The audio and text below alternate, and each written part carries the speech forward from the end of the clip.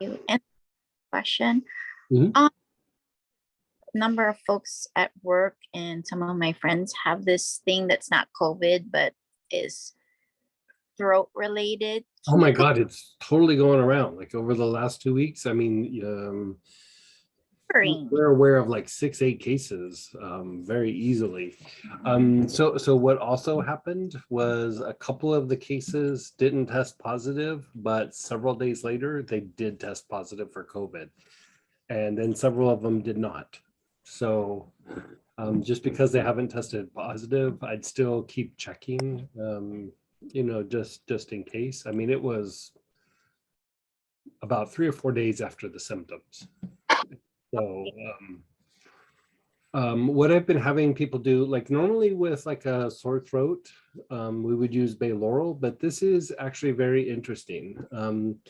The issue here is there's a lot of inflammation in the throat and can even cause laryngitis. And so I've been having people for the inflammation use like German chamomile or yarrow, take a few drops internally and then gargle. And then for laryngitis, I want to say it's lemon, but I have to look it up. And she just got sick and then a couple weeks later got sick again with this. Yeah. That's This is what I would say about that is, hoping that, laryngitis. Give me a second here. Oh boy, I don't multitask very well. That's okay.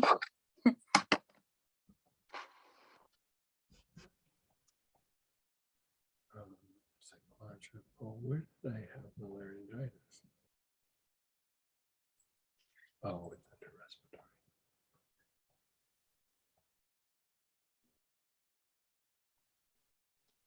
Okay. Yeah. So the laryngitis, even if they're not really displaying laryngitis, I would still treat it, to be honest with you. Several people have had, issues with the vocal cords becoming inflamed or starting to lose their voice a little bit. And so you have a couple of choices. Lemon, again, internal or gargling. Same with these other two, which is Cayaput or Neoli. Cayaput and Neoli are both in the Maluka family, which is, in the family of tea tree, but tea tree doesn't always work that great for this, but the Cayaput, Cayaput would probably be my first choice, but you probably don't have that unless you have it from an old kit. It was in an old kit like quite a while ago, but lemon or Neoli, you probably have in something. And so what was the other piece? Like I said, I don't multitask very well. You're asking me something else.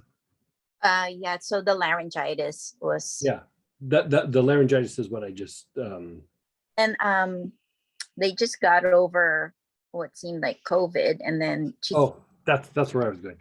So this is the thing is we haven't seen this with COVID up to now, and I'm not sure that this is what's happening, but pre-COVID there was types of flus that we would treat where the person would get sick.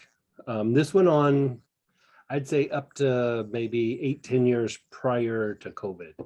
The person would get sick and they would be sick for a while, like 7-10 days. And then they would start kind of pulling out of it, and then they'd do another wave of being sick. And so even though COVID has happened, we have the COVID like long form and all these things. Whenever you're dealing with a virus, it doesn't always behave the same. I mean, it is literally kind of like a bar fight.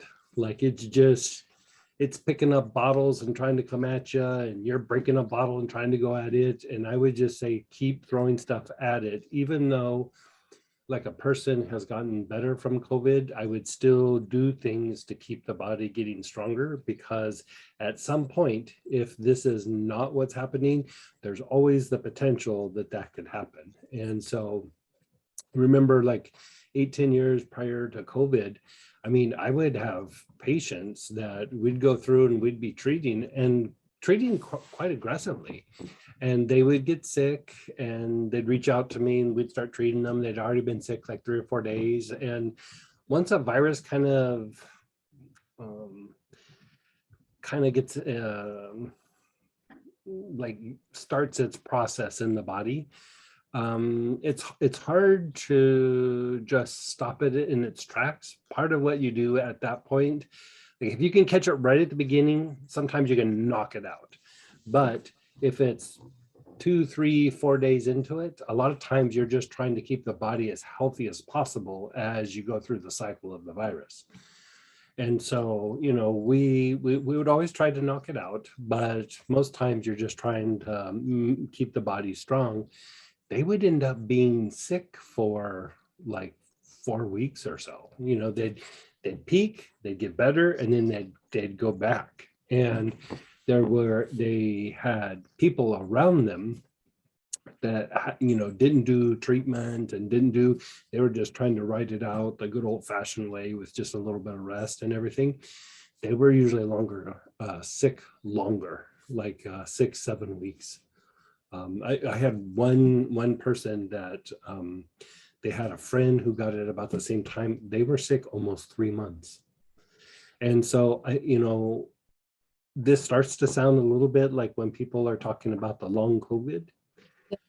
It's like a kind of a variation of that. But the thing with viruses is they are all over the place and they mutate. And, you know, one of the things that I used to discuss with Master Choa was the level or degree that viruses and bacteria mutate when there is a lot of solar flare activity. And even in the normal everyday news, they're talking about how there's extreme solar flare activity right now. So that means viruses and bacteria are going to mutate. You know, it's almost like they go hand in hand. And so there was a very big, I don't know what you'd call it, like an incident where there was a sunspot that grew like 2 or 3 times the size in about a day or two.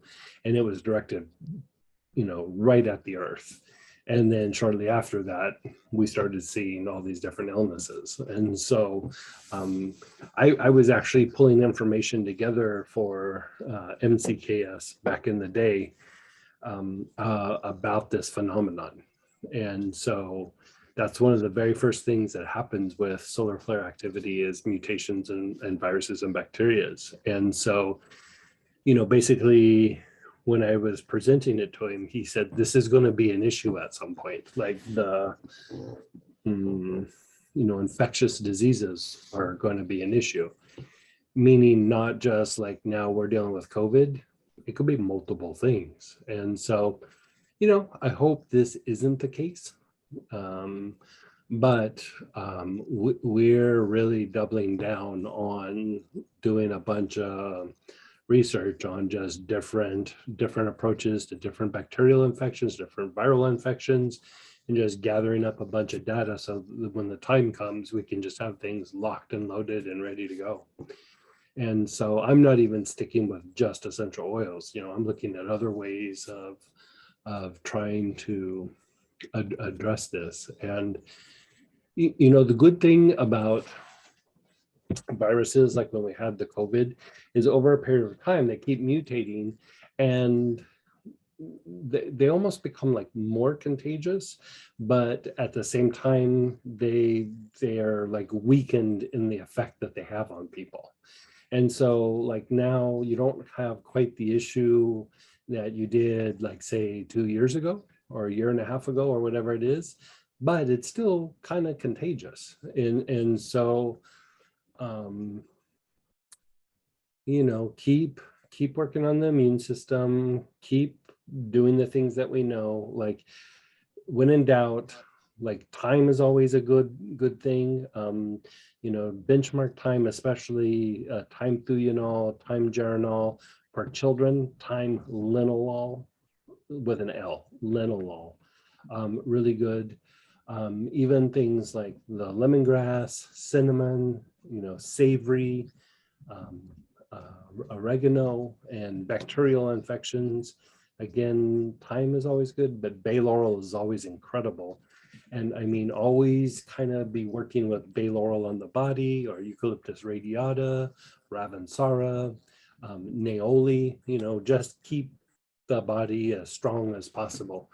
One of the things that I like to do sometimes when somebody's really having an impact with long-term like flus and things, it's super depleting to the body. Like, that's why like the thymes, especially the softer thymes, can be very helpful, as well as Ravensara. Ravensara is very good for kind of fortifying the body. Neoli can be very good for strengthening the body and kind of doing it in a quick way. It can still be used like long-term, but it kind of brings the fire back to the body really quick.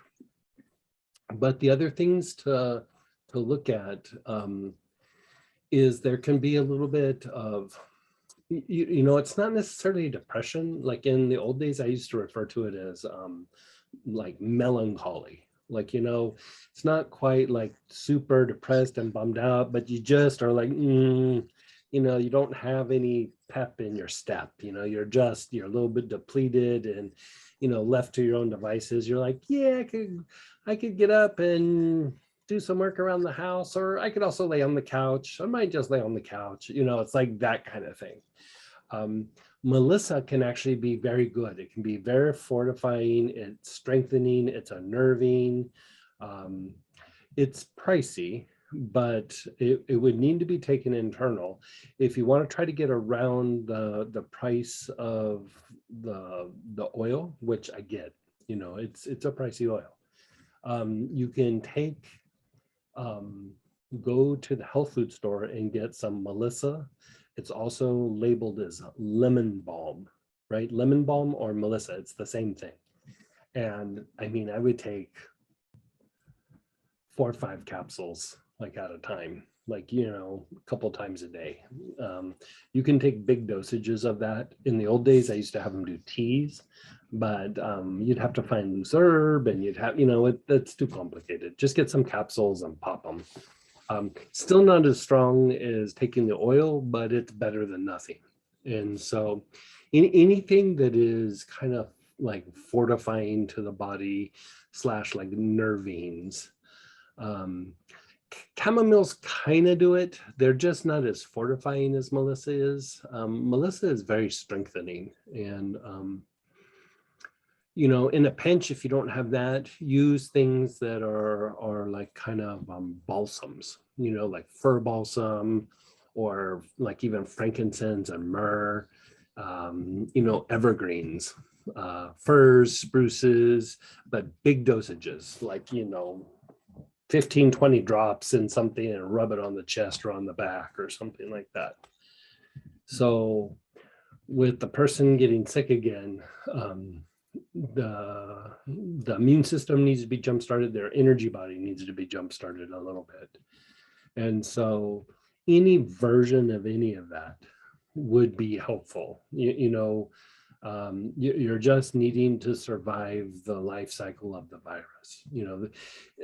It's usually not so much when the virus is active, but basically it just leaves it like your body a mess, and your body is just trying to clean up from what the virus did.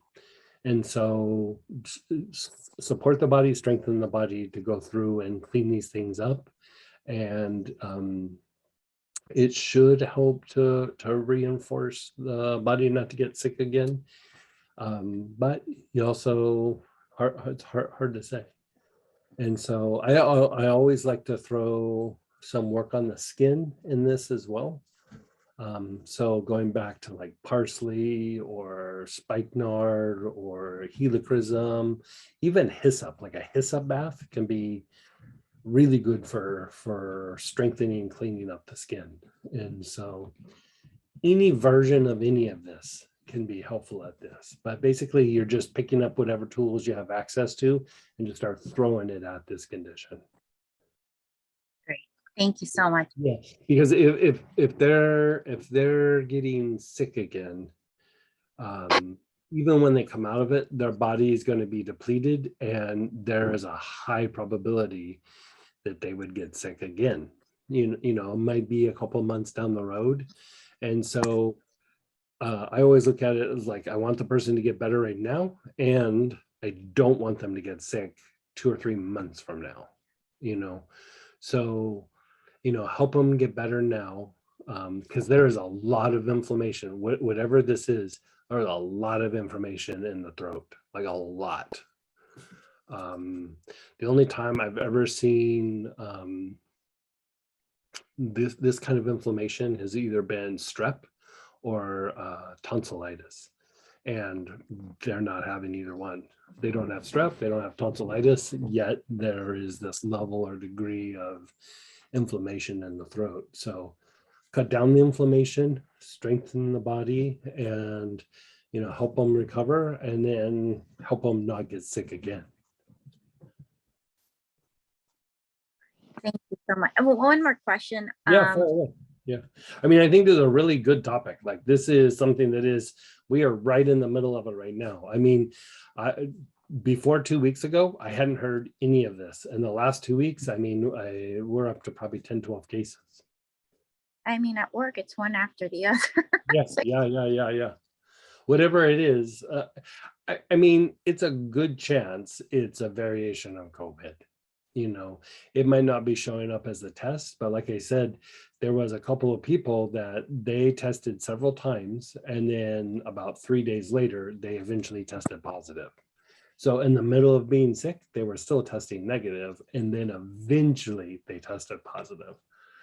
And so that's why I'm like, I wouldn't rule it out, but I also wouldn't get all worked up about it. I just treat it as it is. And, there's always the potential that other viruses are also mutating, and we just need to be very immune aware of our environment and what's going on in our bodies, and just keep our immune systems really super strong. Aioli, how would you use that for Aioli? So you could do that a couple different ways. You could put it like in a liniment or something, like the witch hazel, and like rub it all over the body. You can take a bath. You could take several drops internally. Like I do 2-3 drops internally, like 1 to 2 times a day. Aioli is one that I even put on the body in kind of a big dose neat. Like around here, the bay laurel, the Ravensara, the eucalyptus radiata, and the Aioli. Like when we're getting ready to travel or something, I'm going to say I just put 25 or 30 drops on my back. I do way more than that, but we'll just say 25 or 30 drops. Neat, and, just rub it in. And so the back is a good delivery place for it. Just because, you're hitting the spinal area, and you're hitting the lymph vessels and all that. Big surface area that's not super sensitive skin wise and everything. So it's a good place to do a big dosage of that.